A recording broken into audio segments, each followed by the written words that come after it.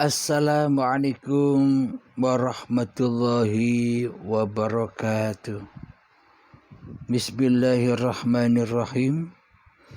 Ashhadu an la ilaha illallah wa ashhadu anna Muhammadar Rasulullah. Allahumma salli ala sayyidina Muhammad wa ala ali sayyidina Muhammad. Rabbi israh li sadri wa yassir li amri wahlul 'uqdatam min lisani yafqahu qawli. Amin. Bismillahirrahmanirrahim. Salam kasihku untuk para sahabatku semua, baik yang ada di dalam dan yang ada di luar negeri. Semoga kita selalu di dalam Habibullah. Amin ya rabbal alamin. Kali ini kita akan melanjutkan di episode yang lalu, yakni kehidupan manusia setelah mati yang keempat. Kami kutipkan di dalam surat Al-Jumu'ah ayat yang ke-7. A'udzu billahi minasy syaithanir rajim. Bismillahirrahmanirrahim. Wala yatamannawhu abadan bima qaddamat aydihim. Wallahu alimun bidzalimin. Artinya, mereka tidak akan mengharapkan kematian itu selama-lamanya, disebabkan kejahatan yang telah mereka perbuat dengan tangan mereka sendiri. Dan Allah Maha mengetahui akan orang-orang yang zalim. Shadaqallahul azim. Di dalam surat Al-Jumu'ah ayat ke-7. Alhamdulillahirabbil alamin. Maka nyatalah mayoritas kebanyakan manusia kita selama ini tidak mengharap-harapkan kematian itu datang. Karena apa? Karena di dalam hati kita ini, apa yang paling ditakuti selama ini hanyalah kematian. Jadi hakikat yang paling ditakuti oleh manusia adalah kematiannya, kemakhlukannya, kehambaannya. Jadi selama ini kita takut mengakui bahwa sebenarnya kita ini makhluk. Sebenarnya hakikatnya kita selama ini takut mengakui di dalam hati kita bahwa diri kita ini hanyalah hamba. Kita takut selama ini di dalam hati kita mengakui bahwa kita hanyalah Rasulullah, hanyalah utusan Allah. Kita takut mengakui itu semua karena selama ini kita menjadi Rasulun nafsi, menjadi utusannya hawa nafsu, menjadi utusannya iblis dan setan. Jadi takut kembali kepada Allah, jadi takut akan kematian, jadi takut akan dirinya sendiri. Maka dari itu manusia takut mati. Karena apa?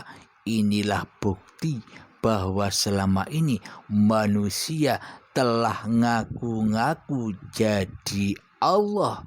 Manusia telah ngaku-ngaku jadi Tuhan, tapi tidak disadarinya, tapi tidak diketahuinya, karena mata hatinya masih buta, karena manusianya masih mati. Mati hatinya, mati jiwanya, mati imannya, mati ketakwaannya di sisi Allah. Jadi ya takut mati. Sakit sedikit diobati, takut mati.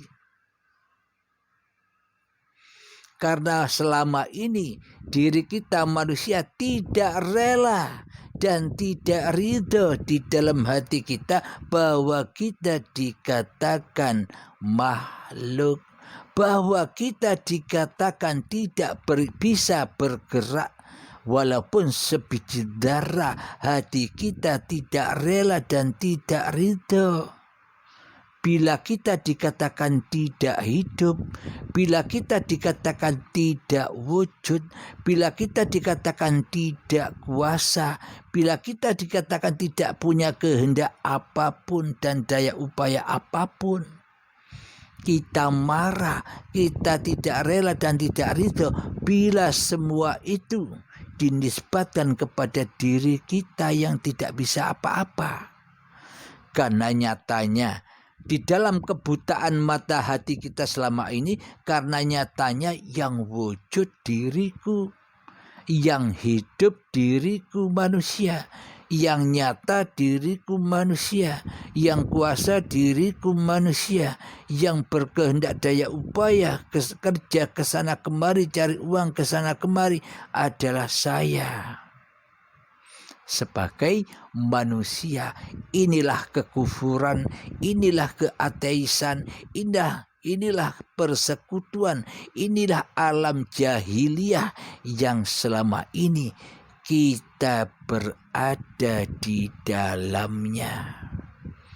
Masih berada di dalam alam jahiliyah, masih berada di alam kematian, masih berada di alam ketidaksadaran atas diri manusianya, masih berada di alam ketidakmakrifatan manusianya kepada dirinya sendiri. Maknanya manusianya masih tidak tahu diri. Maka mereka akan takut mati. Karena sebenarnya manusia masih ingin menjadi Tuhan daripada menjadi hamba. Maka selama-lamanya diri kita manusia takut akan sebuah kematian, yakni yang dimaksud kematian dohir, kematian badan, yang ditakuti oleh mayoritas manusia, karena dianggapnya hidup dan badan ini milik manusianya.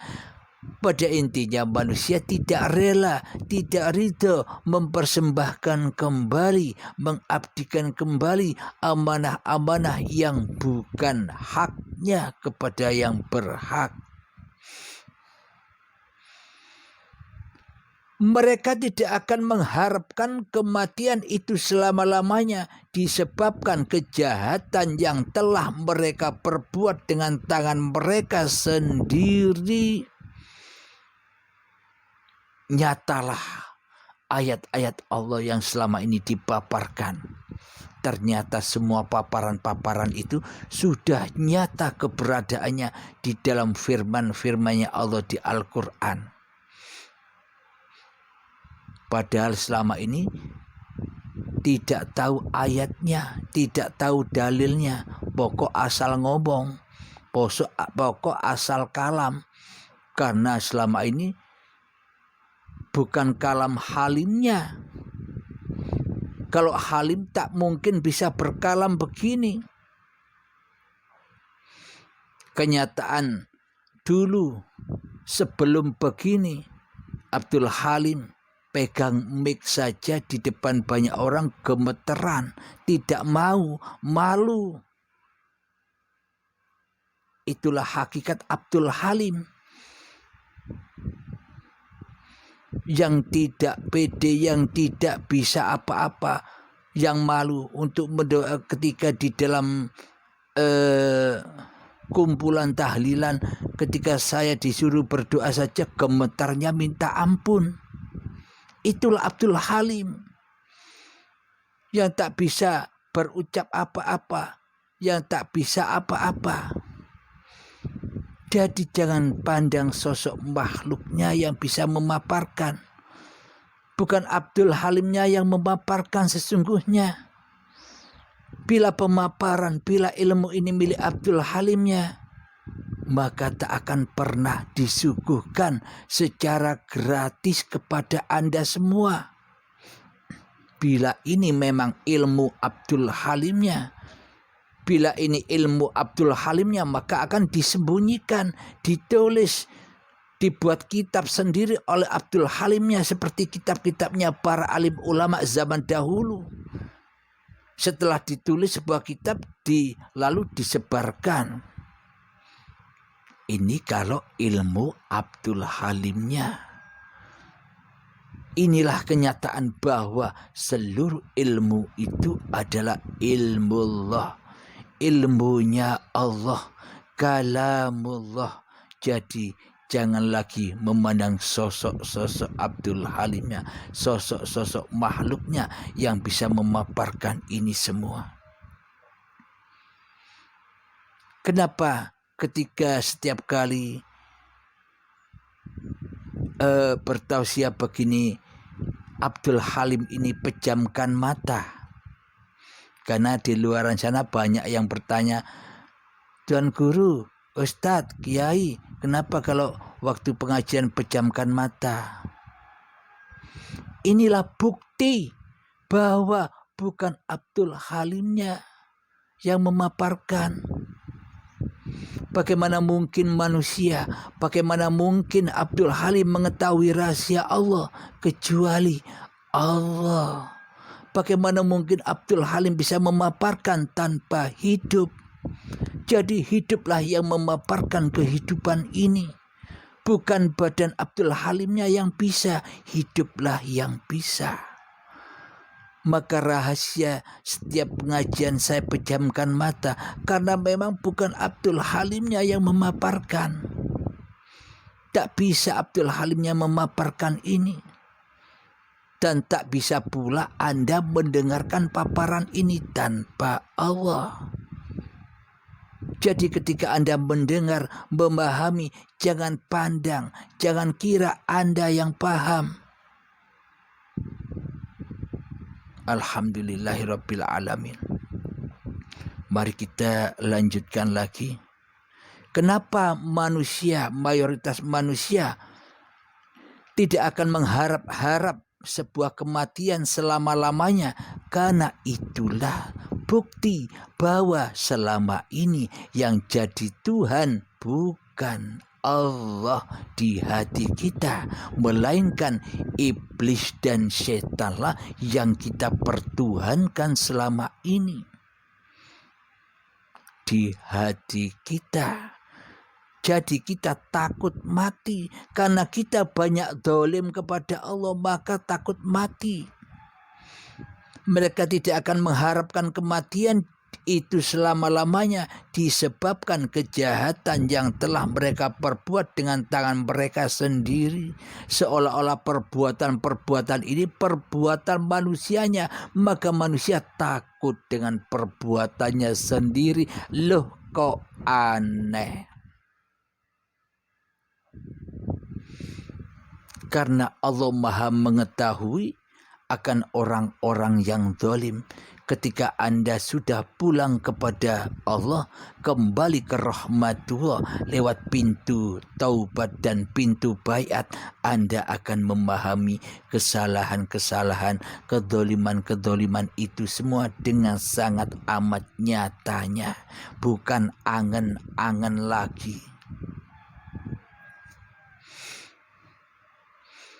Jadi mayoritas kita selama ini tidak mau mati, itu tidak mau. Iblis dan setan selalu membisikkan, bro, yang hidup itu kamu. Allah tak ada. Allah yang mati.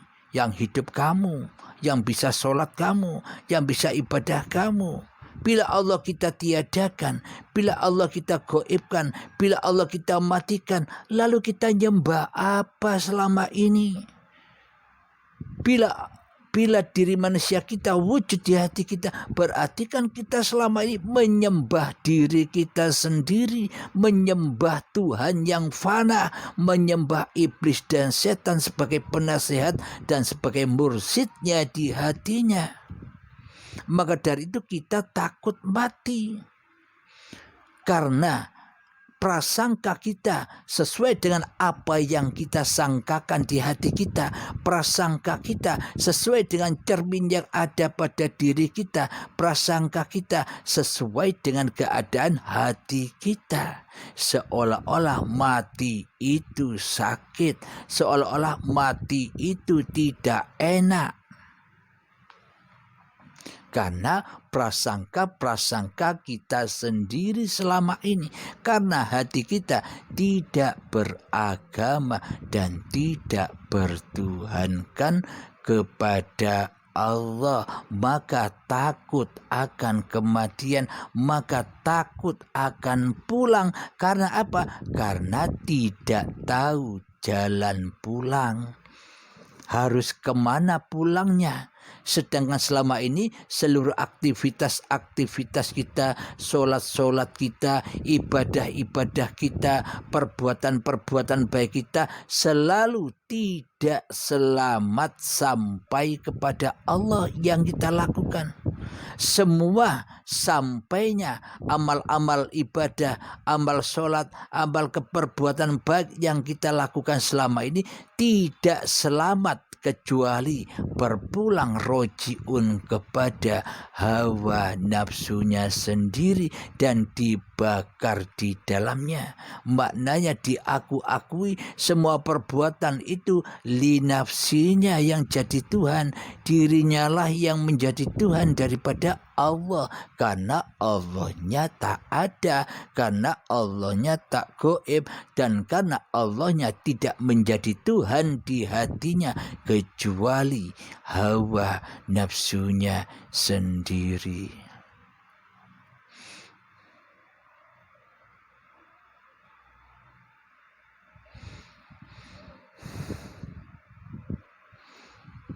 Dan Allah mengetahui akan orang-orang yang zalim. Maka ketika sudah kita kembali kepada Allah, maka akan menyadari semua kezaliman, kejahatan, keateisan, kekufuran kita selama ini. Karena apa? Karena itu taunya Allah, bukan tahu kita. Bagaimana mungkin kita bisa tahu? Bagaimana mungkin kita bisa bermakrifat sementara kita sudah kembali, sementara kita sudah tak ada, sementara kita hanyalah jadi makhluk lagi yang tidak bisa berbuat apa-apa tanpa Tuhannya. Alhamdulillahirabbil alamin. Jadi inilah yang dimaksud ku anfusakum, selamatkanlah dirimu sebelum ajalmu tiba. Maka ketika diri kita sudah terselamatkan kembali kepada Allah, maka wa ahlikum naro, dan selamatlah keluargamu dan selamatlah orang-orang di sekitarmu dari api neraka. Maksudnya dari penilaianmu. Bagaimana mungkin Anda bisa menilai orang lain? Mohon maaf. Bagaimana mungkin Anda bisa merendahkan orang lain? Bagaimana mungkin Anda bisa menjatuhkan orang lain? Sementara diri Anda saja tidak ada.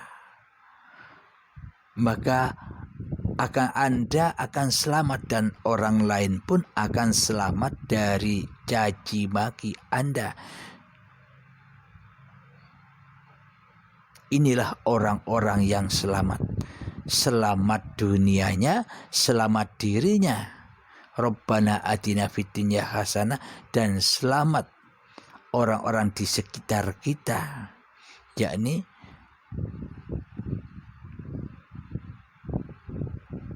wa fil akhirati hasanah, akhiratnya pun bagus, wa qina adzabannar, dan selamat dari api-api neraka. Jadi di hati kita selamat dari percikan-percikan makhluk yang berada di luar diri kita dan yang ada di dalam diri kita. Jadi hatinya sudah suci kembali. Hatinya sudah kembali menjadi Subhanalladzi asra bi'abdihi. Hatinya sudah suci, maha suci Allah yang memperjalankan hambanya. Jadi yang memperjalankan makhluknya. Bila ayat Al-Isra ini dinisbatkan hanya untuk Kanjeng Nabi Muhammad saja, maka bunyinya bukan begitu. Maka bunyinya bila yang bisa Isra Mi'raj hanyalah Nabi Muhammad, maka ayatnya Subhanalladzi asra bi Muhammadin bin Abdullah. Maka ayatnya bunyinya begitu. Bila Isra Mi'raj ini hanyalah bagi Kanjeng Nabi Muhammad saja. Akan tetapi bunyi ayatnya Subhanalladzi asra bi'abdihi. Berarti Isra Mi'raj itu berlaku bukan hanya Kanjeng Nabi Muhammad saja. Kanjeng Nabi Muhammad itu hanyalah contoh. Pasti semua manusia seperti contohnya pada waktu yang ditentukan, yakni Isra Mi'raj itu perjalanan semua manusia, diperjalankan Subhanalladzi asra bi'abdihi lailan, diperjalankan suatu malam. Jadi ketika manusianya sudah malam, manusianya sudah baiat, manusianya sudah taubat, manusianya sudah kembali kepada Allah, maka yang berjalan bukan manusia lagi. Maka maha suci Allah di hatimu dari dirimu. Jadi yang ada hanya Allah. Maka semua perjalanan itu akan menjadi suci kembali. Alhamdulillahirabbil alamin. Semoga saya dan semoga kita semua selalu ditunjuki oleh Allah jalan yang lurus. Alhamdulillahirabbil alamin. Rabbana atina fid dunya hasanah wa fil akhirati hasanah wa qina adzabannar. Wa sallallahu ala sayyidina Muhammad wa ala ali sayyidina Muhammad walhamdulillahi rabbil alamin. Akhir kalam. Assalamualaikum warahmatullahi wabarakatuh.